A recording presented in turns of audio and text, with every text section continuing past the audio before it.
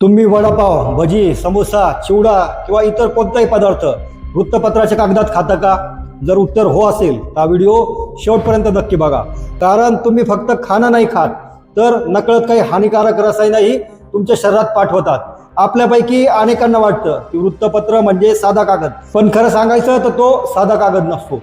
वृत्तपत्रावर छपाईसाठी विविध प्रकारची शाई आणि रसायनं वापरली जातात. जेव्हा गरम, तेलकट किंवा ओलसर पदार्थ या कागदाच्या संपर्कात येतात तेव्हा त्या शाईतील काही घटक अन्नात मिसळण्याची शक्यता जास्त वाढते. आता जरा विचार करा, तुम्ही गरमागरम भजी घेतली आणि ती थेट वृत्तपत्रात ठेवली. भजीतील तेल आणि उष्णता शाईशी संपर्क साधते आणि मग त्या शाईतील काही घटक अन्नात जाण्याचा धोका निर्माण होतो. म्हणजेच तुम्ही भजीसोबत थोडीशी शाई खातात. पण हा धोका शाईपुरता मर्यादित नाही. आणखी एक मोठी समस्या म्हणजे स्वच्छता.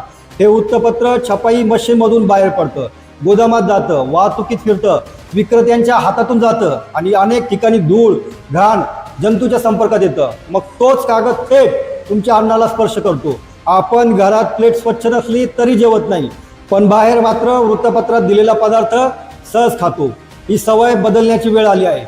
विशेषतः लहान मुलं, गर्भवती महिला आणि ज्येष्ठ नागरिकांनी अशा प्रकारे दिलेले पदार्थ खाणं टाळलं पाहिजे, कारण त्यांच्यावर याचा जास्त परिणाम होऊ शकतो. म्हणून पुढच्या वेळी जेव्हा तुम्ही वडापाव, भजी किंवा कोणताही पदार्थ खाल तेव्हा एक छोटी विनंती करा.